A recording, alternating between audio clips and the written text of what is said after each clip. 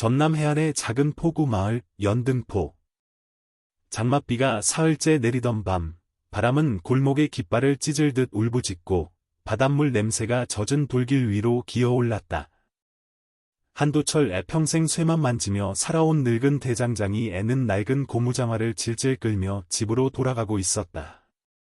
등유램프 불꽃은 바람에 꺼질 듯 흔들렸고 젖은 모시저고리 사이로 뼈마디가 씁쓸하게 시렸다. 그의 발걸음은 무거웠다. 세상에 남겨둔 사람이라곤 아무도 없다. 공장 사고로 먼저 떠난 아내와 아들이 불현듯 떠오를 때마다 밤은 더 깊어졌고 비는 더 차가워졌다. 야옹, 처음엔 고양이 소리인 줄 알았다. 그런데 아니다. 어디선가 꺾어 끊어지는, 숨이 붙어 있는지조차 의심스러운 울음이 들렸다. 오일장이 서는 장터 처마 밑에서였다. 한도철은 램프를 높이 들었다. 어둠이 갈라지며 대바구니 하나가 드러났다. 순간 수풀 속에서 튀어나온 들개가 이빨을 드러내고 으르렁댔다. 그는 반사적으로 쇠망치 자루를 움켜쥐고 소리쳤다. 가. 개는 한참을 노려보더니 비 속으로 사라졌다. 바구니를 들추자 하늘이 멈춘 듯 고요해졌다. 그 안엔가 태어난 여자아이가 둘의 큰아이는 얼굴이 벌겋게 상기돼 울음을 터뜨렸고 작은아이는 입술이 새파랗고 숨결이 종이처럼 얇았다. 젖은 거즈가 겨우 몸을 감싼 채 두 아이는 빗바람에 떨었다. 한도철은 바구니에 함께 구겨 넣어진 종이를 펼쳐들었다. 먹이 번진 글씨가 비에 젖어 흔들렸다. 부디 살려주십시오. 다른 길이 없습니다. 누군가 아이들을 찾고 있습니다. 무슨 대가를 치르더라도 지켜주십시오. 끝줄은 더 급해. 제발, 없던 일이 있어도. 그는 바구니 바닥에서 작은 금속의 반짝임을 보았다. 봉황이 해를 감싸 안은 문양이 새겨진 얇은 폐에 낯선, 하지만 묘하게 뜻을 품은 문이었다. 봉황. 새벽을 물어 나르는 새라 했지. 그의 중얼거림은 비에 섞여 흩어졌다. 노인네, 정신 차려. 너는 이제 늙었고 빈털털이야. 이 섬은 속삭였지만 눈앞의 아이들은 논리로 재단할 수 없는 온기를 뿜었다. 한도철은 한동안 그대로 서 있었다. 빗방울이 이마의 주름 사이로 줄줄이 모여 턱으로 떨어졌다. 그는 결국 자신의 목에 감고 있던 낡은 회색 목도리를 풀었다.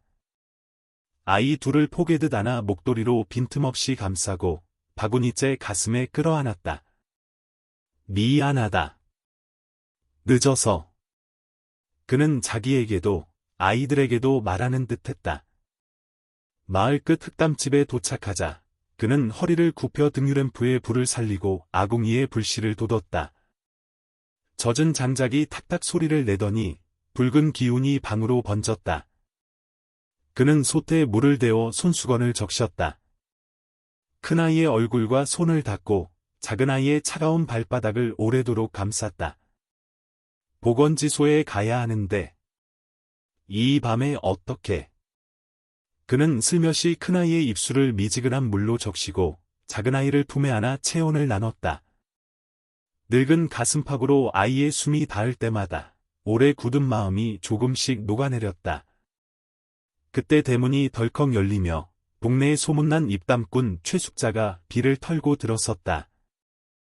세상에, 한 영감. 그게 뭐야? 설마 애야?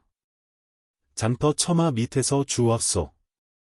아이고, 이 판국에 애를 둘이나. 본인 먹을 것도 빠듯한데 무슨 수로?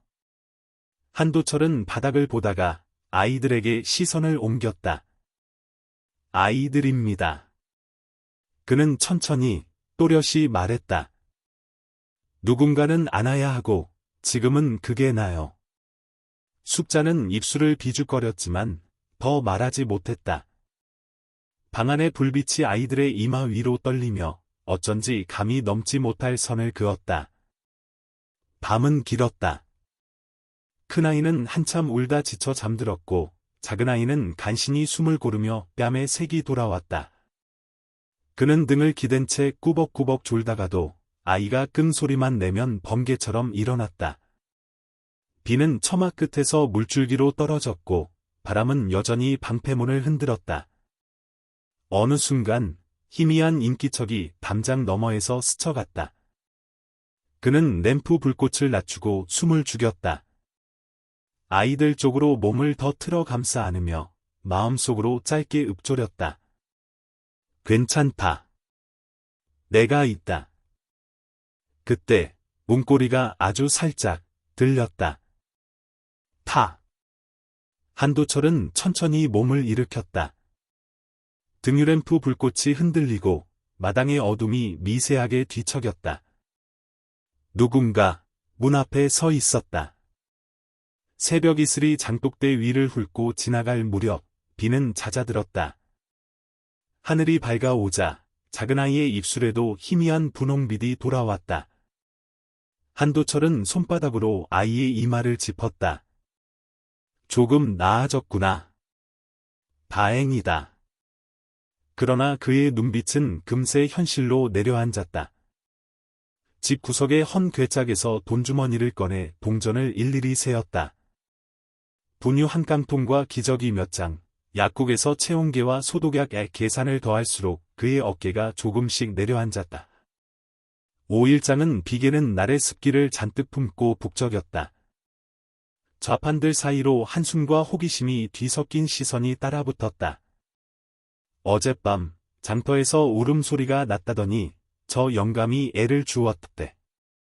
허참, 자기 살기도 벅찰 텐데. 소곤거림은 날카로운 비늘 같았다. 그때 어린 채소 장수 김지연이 소매로 앞치마를 닦으며 다가왔다. 아저씨, 여기 따뜻한 보리차예요. 손 좀 녹이세요. 고맙구먼. 짧은 온기가 그의 언 손가락 사이로 스며들었다. 그리고 그런 온기가 사람을 살린다는 걸 그는 더 잘 알았다. 분유와 약을 사서 돌아오는 길, 장터 입구에서 남만수의 연등포에서 악명 높은 고리대금업자가 길을 막았었다. 영감, 때가 지났지. 비. 며칠만 더. 며칠? 영감 집 한 채 말고 뭐가 있나? 근데 웃긴 건 말이야. 애를 둘이나 데려왔다고? 영감, 착한 채하다가 같이 죽어. 한도철은 입술을 꾹 다물었다. 가난해도 아이는 외면 못하오. 남만수는 코웃음을 치고 비켜섰다. 그의 뒷모습에서 오래 묵은 비릿함이 번졌다. 해가 기울 무렵 집의 공기는 하루치의 피곤을 빨아들인 듯 무거웠다. 큰아이는 젖병을 물고 곤히 잠들었고 작은아이는 분유 냄새를 맡기도 전에 잠깐 울다가 다시 조용해졌다. 한도철이 솥에 물을 올리고 램프 심지를 손질할 즈음 낮게 깔린 두드림이 또 들려왔다. 또. 이번엔 문을 열었다. 코트를 목까지 세운 사내가 서 있었다. 모자는 깊게 눌러쓰고 눈은 빗살처럼 가늘었다. 소문을 들었습니다. 신생아 둘을 데려오셨다고. 그래서요? 특징이 있습니까? 사내의 시선이 방 안을 어슴푸레 훑었다. 그의 뒤쪽 어둠은 낯선 냄새를 숨긴 채 숨을 죽이고 있었다. 그저 추운 밤에 버려진 아이들일 뿐이요. 한도철의 목소리는 의외로 단단했다. 사내는 한 발짝 물러서며 중얼거렸다. 그렇습니까? 그는 끝내 이름을 밝히지 않은 채 돌아섰다. 발자국 소리는 금방 비에 씻기듯 사라졌다. 그런데 문을 닫으려는 찰나 바구니의 바닥이 이상하게 들썩이는 게 보였다. 한도철은 호롱불을 더 가까이 가져갔다. 대바구니 안쪽 이음새 사이 1000 조각에 쌓인 작은 것이 손끝에 걸렸다. 그는 조심스레 끄집어냈다. 은목걸이 하나, 조그만 판옥의 봉황이 해를 감싼 문양이 정교하게 새겨져 있고 뒷면엔 낯선 글귀가 가늘게 파여 있었다. 살아있는 한, 내 빛을 잃지 말라. 문양은 장터에서 본 그 패와 똑같았다. 우연이라고 하기엔 너무 치밀했다. 그는 목걸이를 아이들 머리맡에 두고 한참을 앉아 있었다. 장독대 너머로 바람이 휘게 하고 구르고 지붕의 낡은 기와가 딱 하고 수축하는 소리를 냈다. 그때 마당 어귀에서 개가 요란하게 짖어댔다. 들개가 아니다. 누군가 지나갈 때만 내는 짧고 예민한 경계의 소리. 한도철은 호롱불을 움켜쥐고 마루 끝까지 걸어 나갔다. 담장 너머 우산도 없이 서 있는 그림자가 보였다. 낮에 본 그 사내일까? 아니면 또 다른 누군가일까? 호롱불 불꽃이 바람에 기우뚱했고 그림자는 살짝 고개를 들더니 마치 여기라고 속삭이듯 문득 정지했다가 사라졌다. 다음 날 아침 그는 아이들을 이불 속에 꽁꽁 싸고 장독대 앞 햇볕자리에 앉혔다. 작은 아이는 아직도 잠이 많았지만 눈동자는 유난히 맑았다. 큰아이는 주먹을 쥐었다 펴며 어설픈 미소를 지었다. 그는 은목걸이를 손에 들고 중얼거렸다. 너희가 누구든 내겐 그게 중요치 않다. 여긴 바다가 있고 겨울이 있고 너희를 덮을 담요가 있다. 그걸로 충분하다. 해는 낮게 기울었다. 오후의 빛은 집안의 먼지를 금실처럼 반짝이게 했다. 그는 오랜만에 망치질을 했다. 낡은 삽대의 끝을 갈아주고 부러진 무늬 경첩을 갈아 끼웠다. 두 아이의 숨소리를 들으며 쇳덩이를 잡는 일은 젊을 때와는 다른 울림을 가져왔다. 살아있는 철, 살아야 하는 사람.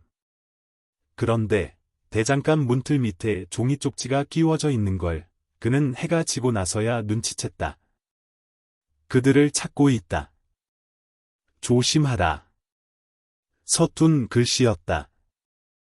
누군가 급히 그러나 분명하게 남긴 경고. 그 순간 살인문 밖에서 또다시 발폭이 스쳤다. 이번엔 둘, 아니 셋. 그는 본능적으로 등을 굽히며 아이들 쪽으로 몸을 돌렸다. 호롱불은 떨리는 손끝에서 한번 크게 꺼졌다 살아났다. 방 안의 그림자가 길게 늘어져 아이들 머리맡을 건드렸다. 은목걸이의 봉황 문양이 그 그림자 속에서 희미하게 번뜩였다. 운설주가 아주 조금 안으로 밀렸다. 한도철은 숨을 들이켰다. 괜찮다. 그는 스스로에게 말했다. 두 아이의 몸 이불자락을 더 깊이 끌어올려 덮어주고 낡은 망치를 손에 쥐었다. 문밖의 발자국 소리가 천천히, 의도적으로 문턱 앞에서 멈췄다. 그날 밤 한도철은 잠들지 못했다. 아이들 옆에 이불을 깔고 누워있으면서도 귀는 대문과 마당 쪽을 향해 열려 있었다. 종이 쪽지에 긁고 그들을 찾고 있다. 조심하라 에카 머릿속에서 계속 맴돌았다. 새벽 3시쯤 멀리서 바다의 물결과 함께 바람이 골목을 휘감으며 불어왔다. 그 바람 속에 섞인 기척이 있었다. 아주 미세했지만 그는 대장간에서 수십 년간 쇠망치질로 키운 직감으로 알 수 있었다. 누군가 담장 근처를 스치고 있었다. 이봐요. 누구요? 그는 낮게 외쳤다. 대답은 없었다. 대신 물에 젖은 흙냄새와 함께 발자국이 빠져나가는 소리가 사라졌다. 한도철은 망치를 더 단단히 쥐었다가 이내 천천히 내려놓았다. 다음 날 아침 그는 아이들을 안고 보건지소로 향했다. 길가의 감나무는 아직 덜 익은 푸른 빛을 띠고 있었고 포구 쪽에서는 멸치 말리는 냄새가 바람을 타고 올라왔다. 보건지소의 간호사 김현정이 아이들을 보자마자 놀란 표정을 지었다. 이 아이들 어쩌다 이렇게? 장터 처마 밑에서 주웠소. 김현정은 재빨리 작은아이의 체온을 재고 큰아이의 폐소리를 들었다. 큰아이는 다행히 건강하지만 작은아이는 폐렴 초기 증상이에요. 몇 주는 잘 돌봐야 합니다. 그는 고개를 끄덕였다. 내가 지킬 거요. 보건지소에서 나오는 길, 우연히 마을 이장 최인석이 다가왔다. 한 영감, 이건 무슨 소리요? 아기를 둘이나 데려왔다고? 그렇소. 이 마을 사정 알면서 괜히 사고 끌어들이는 건 아닌지 모르겠구먼. 그의 목소리는 경계와 불만이 뒤섞여 있었다. 하지만 한도철은 아무 말 없이 아이들을 더 꼭 끌어안았다. 그날 오후, 대장간 앞에 낯선 손님이 찾아왔다. 짙은 남색 한복 조끼를 입고 목에는 얇은 흰 목도리를 두른 중년 남자였다. 혹시, 그는 잠시 말을 멈추더니 방 안을 힐끗 보았다. 아이들을 데려오신 분이 맞습니까? 맞소만, 왜 묻소? 저도 그 아이들을 찾는 사람입니다. 한도철의 눈이 가늘어졌다. 누굽니까? 그건 이 자리에서 밝히기 어렵습니다. 다만 이 아이들이 평범한 가정의 아이들이 아니라는 건 아셔야 합니다. 그는 의미심장하게 말하고 연락할 방법을 적은 쪽지를 남기고 떠났다. 해가 저물 무렵 마을의 공기가 묘하게 무거워졌다. 바닷바람 속에 섞인 냄새가 평소와 달랐다. 그날 저녁 아이들에게 죽을 먹이고 막불을 피우려는데 살인문 밖에서 가벼운 두드림이 들려왔다. 또 이번엔 망치를 들지 않았다. 대신 그는 대문을 살짝 열었다. 그러나 그곳엔 아무도 없었다. 대신 발치에 놓인 작은 꾸러미 하나. 풀어보니 깨끗한 기저귀 몇 장과 낡았지만 부드러운 아기 모포, 그리고 편지 한 장이 들어 있었다. 이 아이들을 지키고 싶으시면 내일 해질녘 옛등대 아래로 나오시오. 혼자 오십시오. 그는 편지를 가만히 접어 주머니에 넣었다. 아이들이 잠든 방 안으로 들어가 목도리를 고쳐 덮어주며 마음속으로 중얼거렸다. 내일 가보자. 하지만 함정이면 등유램프 불꽃이 길게 흔들리며 벽에 2개의 작은 그림자를 만들었다. 아이들의 숨소리가 고르고 평화로웠지만 그의 가슴 속에서는 오래된 망치처럼 묵직한 울림이 계속 이어졌다. 그리고 밖에서는 파도 소리에 섞여 누군가의 발소리가 멀어지고 있었다. 다음 날 해질녘이 다가올수록 그의 마음은 점점 무거워졌다. 바닷가 마을의 공기는 소금기와 비린내로 가득했고 멀리서 갈매기들이 짧게 울었다가 사라졌다. 아이들은 낮잠에서 막 깨어나 두 눈을 껌뻑이며 그를 바라봤다. 금방 다녀올게. 한도철은 낮은 목소리로 말했다. 아이들이 무슨 말인지 알아듣지 못해도 마치 떠나는 걸 눈치라도 챈 듯 큰아이가 가느다란 손을 뻗어 그의 소매를 붙잡았다. 순간 그의 발걸음이 멈칫했지만 약속대로 홀로 나서야 했다. 옛 등대는 마을 끝 버려진 방파제 위에 서 있었다. 등불은 오래전에 꺼졌고 벽돌 틈새마다 해초와 조개 껍질이 붙어 있었다. 바닷바람은 옷 속까지 파고들어 뼛속이 시릴 만큼 차가웠다. 그가 약속한 시간보다 조금 일찍 도착하자 주변엔 아무도 없었다. 대신 등대 기단 아래에 놓인 오래된 나무 상자가 눈에 띄었다. 뚜껑을 열자 안에는 은빛으로 반짝이는 또 다른 봉황 문양의 패와 작은 아기 신발 한 짝이 있었다. 그리고 그 밑에는 짧은 쪽지가 있었다. 이것이 무슨 의미인지 알게 되면 더 이상 물러설 수 없습니다. 그 순간 등대 뒤쪽에서 발소리가 들려왔다. 그는 재빨리 몸을 돌렸다. 모자를 눌러 쓴 중년 사내가 서 있었다. 전날 대장간에 왔던 그 남자였다. 왜 날 여기로 부른 거요? 사내는 대답 대신 그의 손에 든 패와 신발을 바라보았다. 그건 그 아이들의 유일한 단서입니다. 누군가가 이걸 반드시 되찾으려 할 겁니다. 그리고 당신은 이미 그들의 길 위에 서 있어. 당신은 대체 누구요? 사내는 잠시 침묵하다가 낮게 말했다. 적어도 지금은 아이들의 편입니다. 그때 방파제 저쪽에서 2명의 그림자가 나타났다. 검은 코트를 입고 모자를 깊게 눌러쓴 남자들이었다. 사내의 표정이 굳어졌다. 늦었군요. 영감, 아이들을 데리고 당장 이 마을을 떠나시오. 오늘 밤이 지나면 안전을 장담할 수 없습니다. 그 말이 끝나기도 전에 2 남자가 성큼성큼 다가왔다. 바닷바람에 섞인 발걸음 소리가 등대의 돌벽에 부딪혀 메아리쳤다. 한도철은 본능적으로 뒤로 물러나 상자를 품에 끌어안았다. 2 남자의 눈빛에는 차가운 확신이 서려 있었다. 그 순간 파도가 방파제를 강하게 때리며 흰 물보라를 일으켰다. 시야가 잠깐 가려진 찰나 옆에 있던 사내가 낮게 외쳤다. 이쪽이요. 그는 반사적으로 사내를 따라 등대 뒷길로 달렸다. 발밑에 자갈이 구르는 소리가 거칠었고 뒤에서는 누군가의 거친 숨소리가 쫓아왔다. 등대에서 마을로 이어지는 좁은 길목에 다다랐을 때 사내가 멈춰서며 손에 쥔 봉황패를 그에게 내밀었다. 이걸 꼭 지키시오.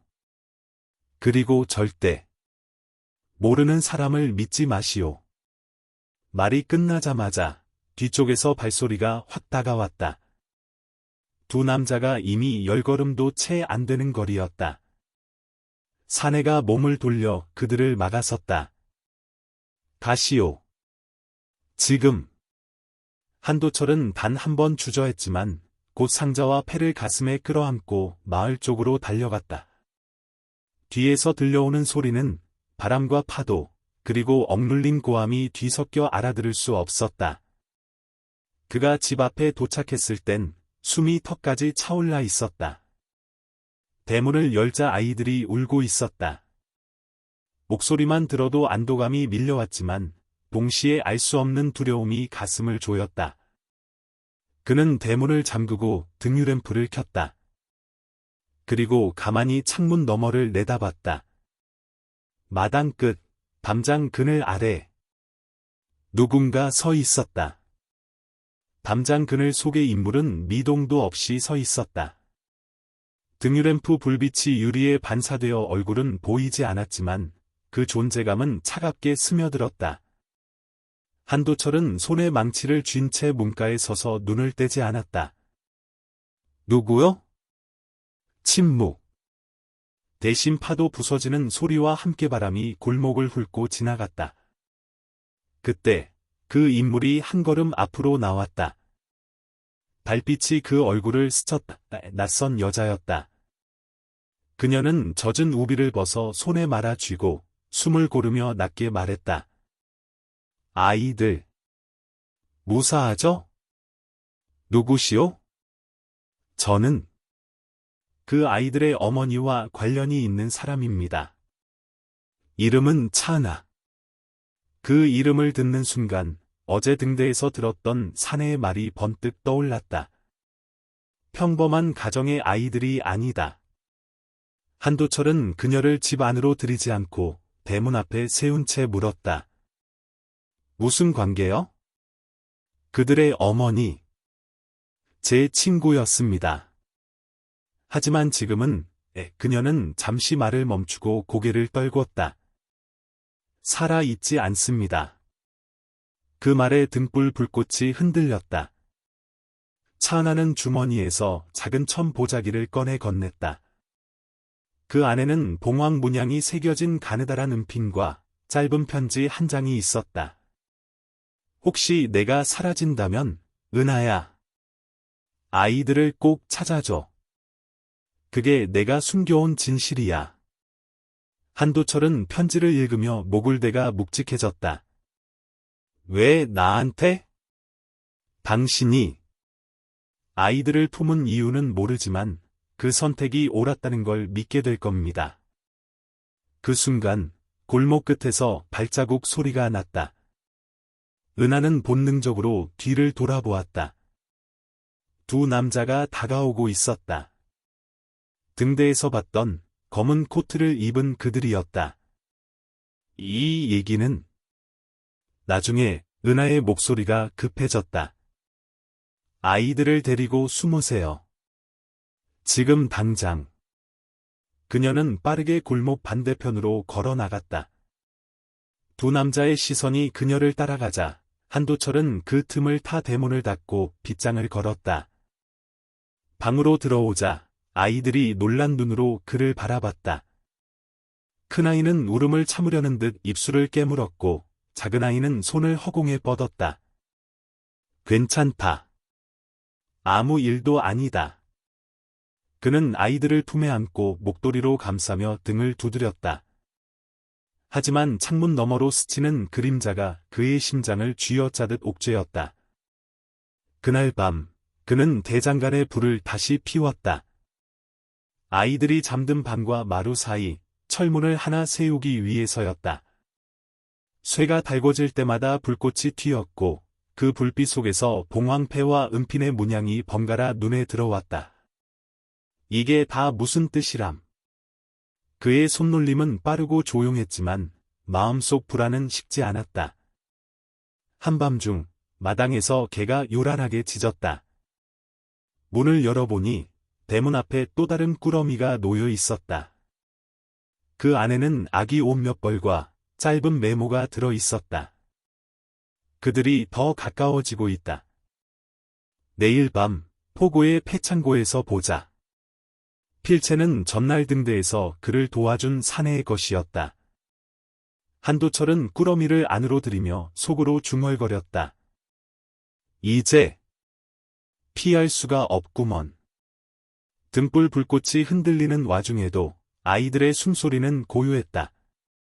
하지만 그 고요가 언제까지 이어질지는 아무도 알 수 없었다. 다음 날 해가 저물 무렵 연등포 포구는 평소보다 더 한산했다.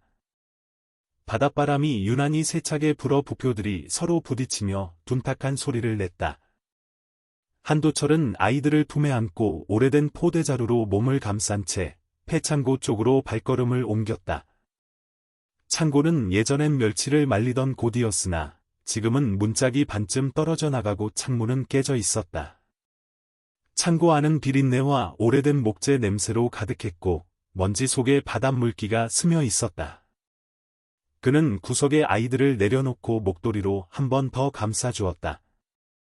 조금만 조용히 있어라. 그의 목소리는 낮고 진중했다. 문이 삐걱이며 열리고 등대에서 만났던 사내가 들어왔다. 이번에는 숨이 차 있는 듯 어깨가 크게 오르내리고 있었다. 시간이 없다. 무슨 일요? 사내는 짧게 숨을 고르며 한 꾸러미를 내밀었다.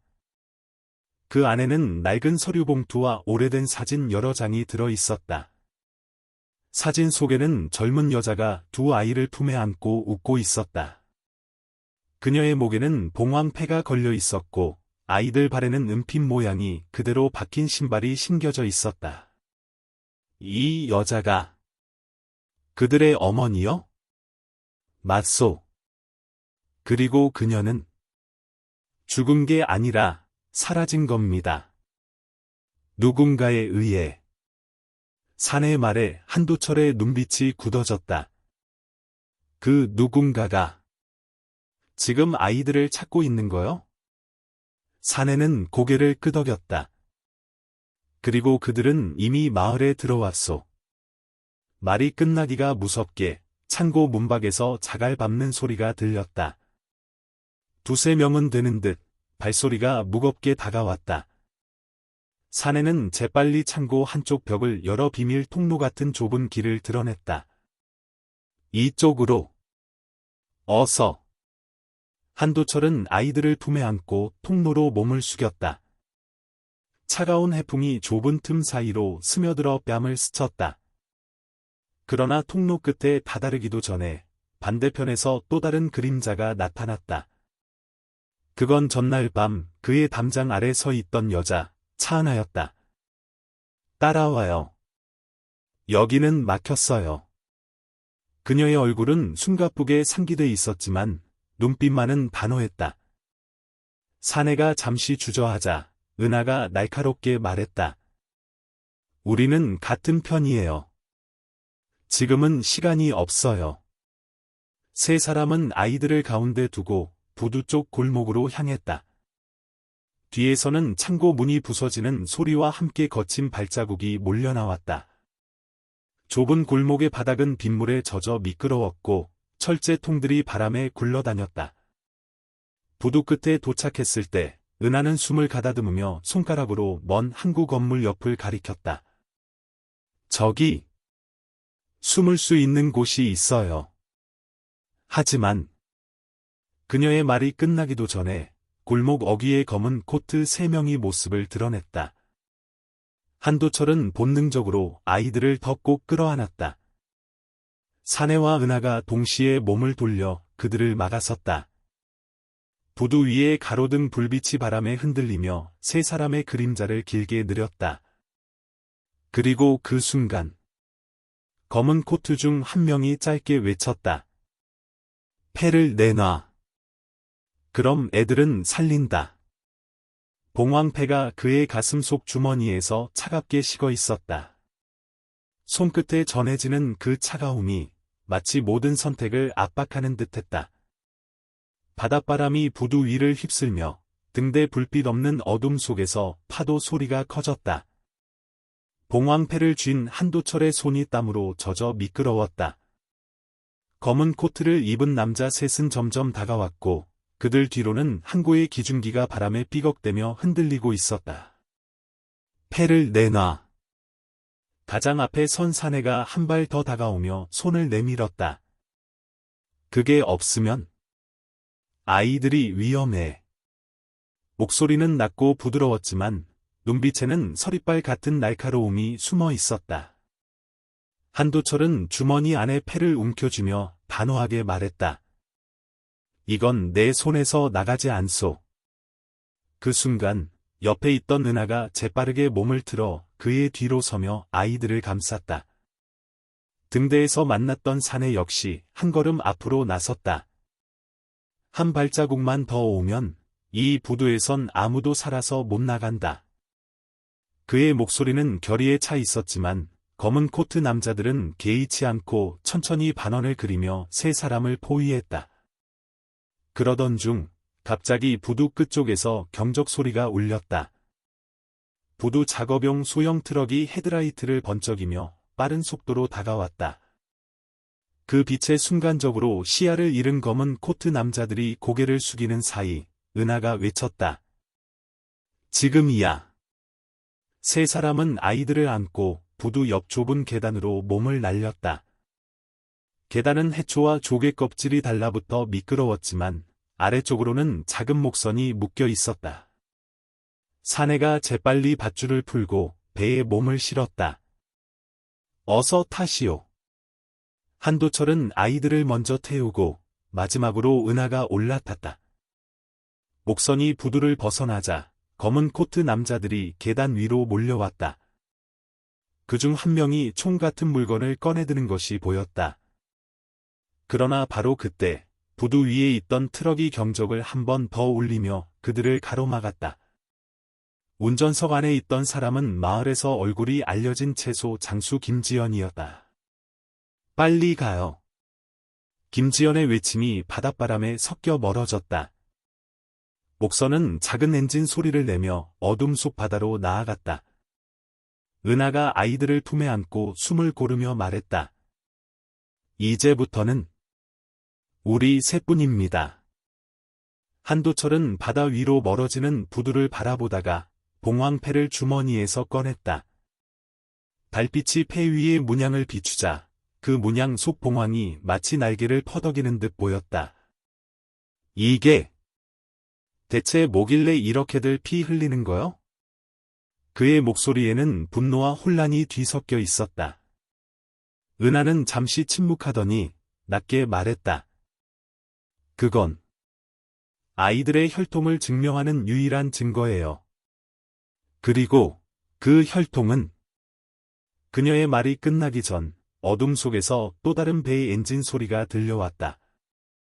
거친 파도 속을 가르며 다가오는 검은 그림자가 물살 위에 나타났다. 바다 위에 울려 퍼지는 엔진 소리는 점점 커졌다. 어둠 속에서 검은 그림자가 물살을 가르며 다가오자 은하의 손이 아이들을 감싸는 힘이 더 세졌다. 한도철은 목선을 조종하던 사내에게 물었다. 따돌릴 수 있겠소? 사내는 이를 악물고 대답했다. 파도가 도와주면 가능하오. 하지만 저놈들이 무장했으면 쉽지 않을 거요. 뒤를 돌아보니 쫓아오는 배의 선수에 두 남자가 서 있었다. 그중 한 명이 손에 길고 얇은 무언가를 들고 있었다. 총은 아니었지만 어두운 물살 위에서는 무엇이든 위협이 됐다. 은하가 급히 작은 가방을 뒤지더니 낡은 해도와 나침반을 꺼냈다. 이 근처엔 갯바위와 암초가 많아요. 불빛 하나 없는 바다에서 그걸 피하려면 이걸 써야 합니다.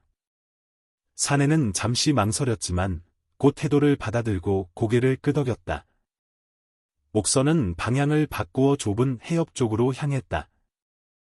파도가 점점 거세졌고 물방울이 얼굴에 튀어 얼음처럼 시렸다. 뒤에서 검은 배의 엔진 소리가 더 가까워졌다.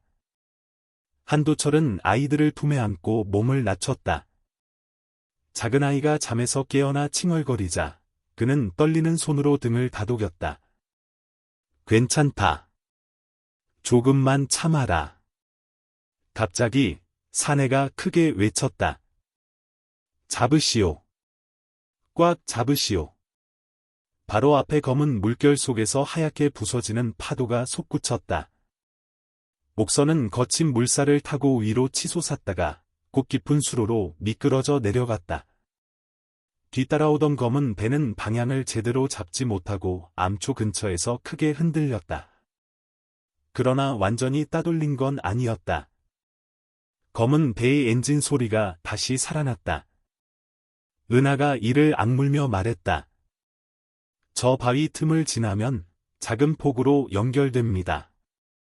거기서 배를 버리고 육로로 가야 해요. 사내가 고개를 끄덕이며 키를 바위 쪽으로 돌렸다.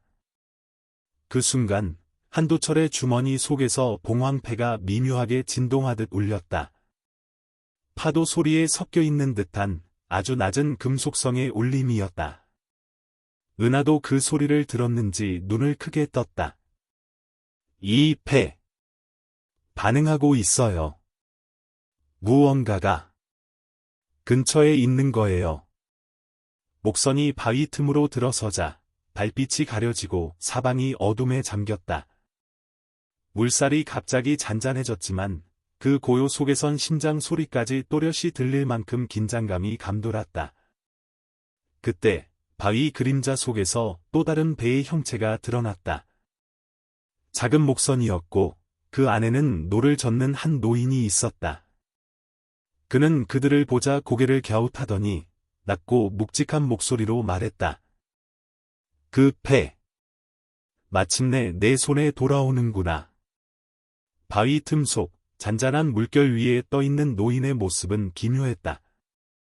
달빛이 가려진 어둠 속에서도 그의 눈동자는 또렷하게 빛났다.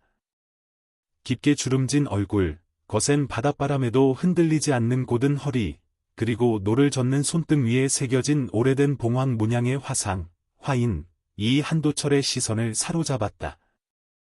당신은 누구요? 한도철의 목소리는 경계와 의문이 뒤섞여 있었다. 노인은 천천히 노를 멈추고 목선을 그들의 배 곁으로 바짝 붙였다. 나는 그 배의 첫 주인. 그의 시선이 한도철의 주머니 쪽으로 향했다. 그리고 그 아이들의 운명을 처음부터 지켜본 사람. 은하가 반사적으로 아이들을 더 끌어안았다. 지켜본 사람이라면 왜 지금까지 나타나지 않았죠? 노인은 잠시 눈을 감았다가 깊은 숨을 내쉬었다. 때가 아니었으니까. 하지만 이제 때가 왔다. 그의 목소리는 마치 파도처럼 낮고 묵직하게 울렸다. 사내가 한 걸음 앞으로 나서며 물었다. 그렇다면 이 아이들을 쫓는 놈들은 누구요? 노인의 얼굴이 단단히 굳어졌다. 그들은 오래전부터 이 가문의 혈통을 없애려 했던 자들이다. 봉황의 문양이 사라지면 이 땅에 묻힌 유산과 권리도 함께 사라지거든. 그 순간 바위 틈 입구에서 거친 엔진 소리가 다시 울려왔다. 검은 코트들의 배가 해협을 통과하려 하고 있었다. 은하가 날카롭게 속삭였다. 시간이 없어요. 노인은 짧게 고개를 끄덕이더니 한도철에게 손을 내밀었다. 패를 내게 주시오. 그래야 놈들을 따돌릴 수 있다.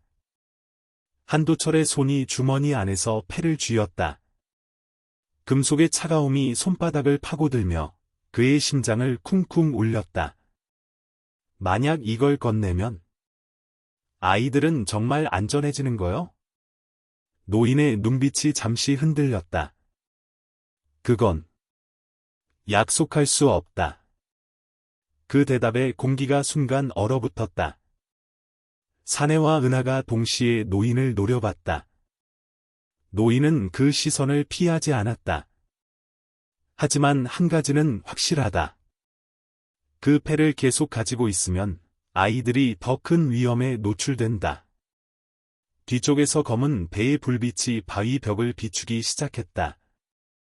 물살이 다시 거칠어지며 부딪히는 파도 소리가 점점 커졌다. 한도철은 주머니 속에서 패를 꺼내 들었다. 봉황 문양이 달빛 한 줄기에 번쩍 빛났다. 그 순간 노인이 노를 젓던 손을 멈추고 낮게 말했다.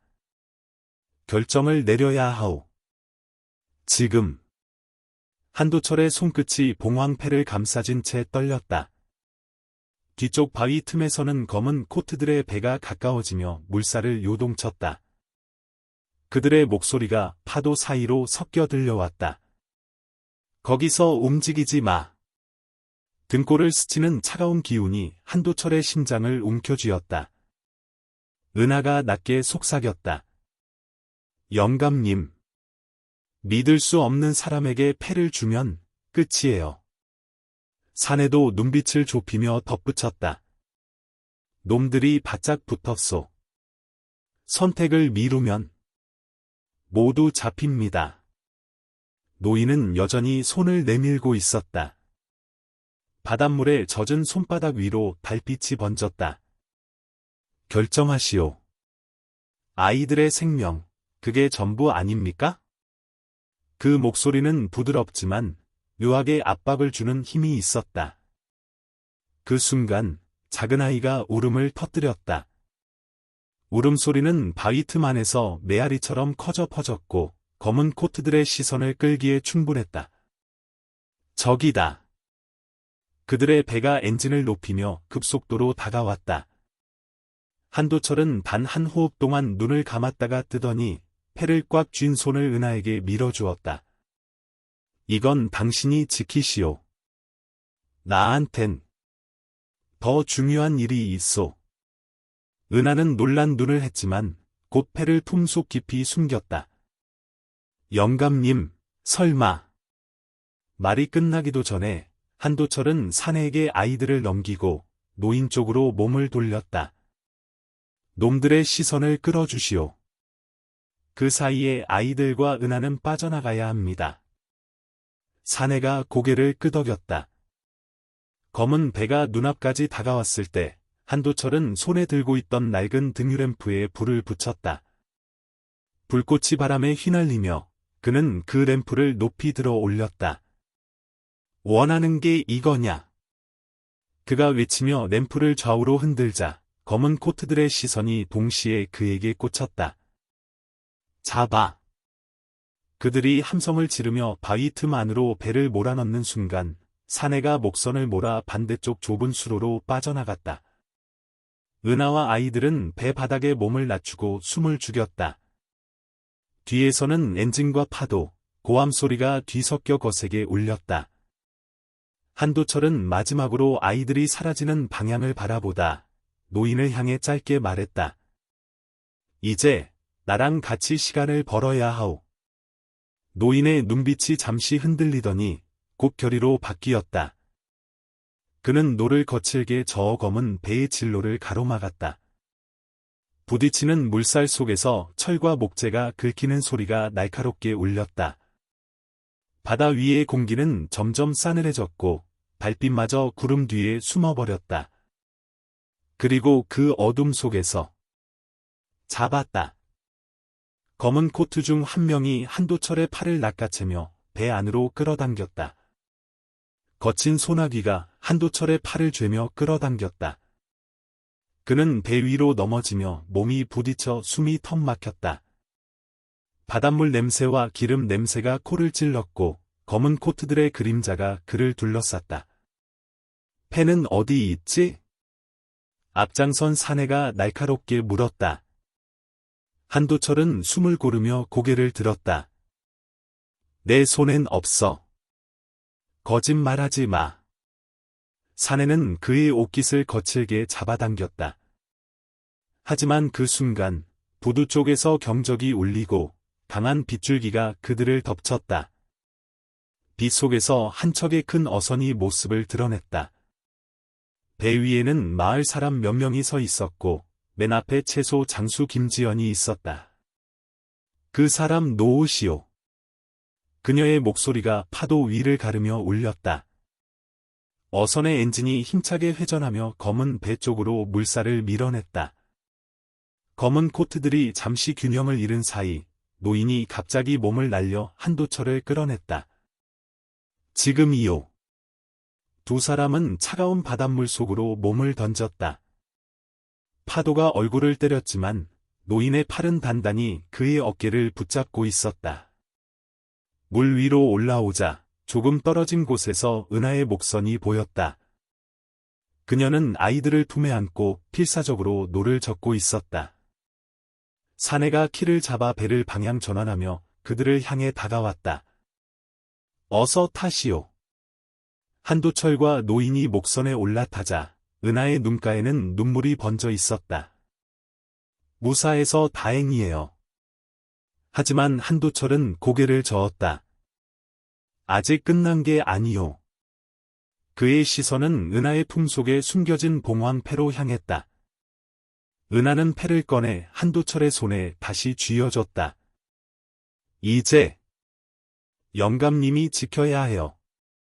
끝까지. 한도철은 고개를 끄덕였다. 멀리서 검은 코트들의 배가 다시 움직였지만 이번엔 마을 어선 두 척이 길을 막고 있었다. 파도 위로 번지는 엔진 소리와 함성 속에서 목선은 천천히 바위 틈을 빠져나와 잔잔한 만으로 들어섰다. 달빛이 구름 사이로 새어나오며 봉황패 위에 부드럽게 내려앉았다. 그 문양 속의 봉황은 마치 다시 날아오를 준비를 하는 듯 빛나고 있었다. 아이들아. 한도철은 조용히 속삭였다. 무슨 일이 있어도 너희를 지킬 거다. 그러나 은하는 먼 바다 쪽을 바라보며 낮게 말했다. 영감님, 이건 시작일 뿐이에요. 그들이 포기할 리 없어요. 바람이 스쳤고 멀리서 아직 사라지지 않은 검은 배의 그림자가 희미하게 보였다. 밤바다는 점점 고요를 되찾았지만 그 고요 속에는 폭풍 전야의 묘한 긴장감이 스며 있었다. 목선은 잔잔한 만 안쪽으로 들어와 작은 나루터에 멈춰 섰다. 바닷바람 대신 산내음이 스며드는 이곳은 연등포에서도 가장 외딴 곳이었다. 사내가 배를 묶으며 말했다. 여기서라면 당분간 안전하오. 하지만 오래 머물 수는 없습니다. 은하는 아이들을 안고 조심스럽게 배에서 내렸다. 작은 아이는 이미 깊은 잠에 빠져 있었고 큰아이는 낯선 공기 속에서도 한도철의 품을 찾듯 손을 뻗었다.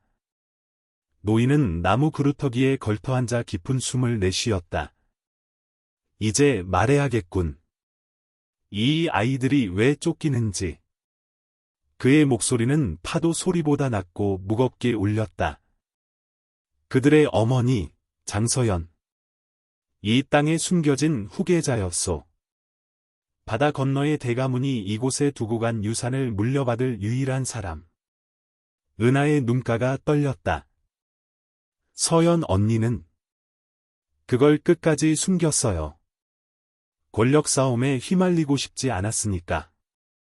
하지만 노인이 말을 이었다. 하지만 그녀의 선택이 그 아이들의 운명을 바꾸진 못했소. 그녀가 사라진 뒤 패와 은빈 그리고 이 아이들 모두를 없애려는 자들이 움직이기 시작한 거요. 한도철은 패를 내려다봤다. 달빛에 비친 봉황 문양이 마치 살아 움직이는 듯 빛나고 있었다. 그럼 이걸 없애버리면 쫓아오는 이유도 사라지는 거요? 노인은 고개를 저었다. 아니요. 패는 상징일 뿐 그들이 두려워하는 건 아이들이 살아있다는 사실 자체요. 잠시 정적이 흘렀다. 멀리서 부엉이 울음소리가 들려왔다. 은하는 두 아이를 번갈아 보며 결연한 표정을 지었다. 그럼 우리는 계속 도망만 다닐 순 없어요. 언젠간 맞서야 해요. 사내가 낮게 웃었다. 그때가 오면 나도 함께 하리다. 그때 한도철이 조용히 아이들의 손을 잡았다. 나는 대장장이여. 칼을 만들면 무뎌질 날이 오지만 방패는 오래 갑니다. 내가 너희 방패가 되마. 그의 목소리는 낮지만 단단했다. 새벽이 다가오자 노인은 조용히 일어섰다. 해가 뜨기 전에 움직이시오. 오늘은 내가 길을 터주리다. 그는 노를 들고 나루터 쪽으로 걸어갔다. 하늘이 희미하게 밝아올 때 은하와 한도철 그리고 아이들은 다시 배에 올랐다. 멀리 바다 끝자락에서 희미하게 검은 점들이 움직이는 것이 보였다. 적들이 여전히 추적을 멈추지 않았음을 알리는 신호였다. 한도철은 봉황패를 품에 깊숙이 넣었다. 차가운 금속의 감촉이 심장에 닿자 그는 다시 한번 다짐했다. 끝까지 지켜내겠다. 목선이 물살을 가르며 먼 바다로 나아갔다. 그리고 파도 너머 아직 보이지 않는 새로운 여정이 기다리고 있었다. 여러분, 오늘 이야기 마음 깊은 곳까지 전해졌나요? 때로는 피 한 방울 섞이지 않아도 함께 지켜내고 걸어온 시간이 가족을 만듭니다. 이 아이들을 품에 안은 한도철의 용기처럼 우리도 누군가의 방패가 될 수 있기를 바랍니다. 이 이야기가 여러분의 가슴에 작은 울림이 되었다면 구독과 좋아요로 마음을 나눠주세요. 여러분의 한 번의 클릭이 저에게는 큰 힘이 됩니다. 감사합니다.